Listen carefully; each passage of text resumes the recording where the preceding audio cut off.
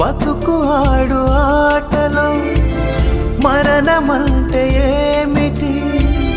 ఆటలోని అలుపు వంటి చిన్న మలుపులే జీవితాన్ని అందక జీవమెళ్ళిపోదులే, ఆరిపోని అణిగిపోని చిరంజీవిలే.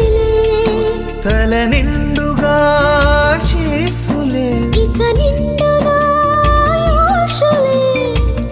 యముని పాశమే బిగుసుకున్నను. మరణమన్నది మరల జననమే. నిండు నూరేళ్ల సావాసం స్వర్గమయ్యింది. బతుకు ఆడు ఆటలో మరణమంటే ఏమిటి? ఆటలో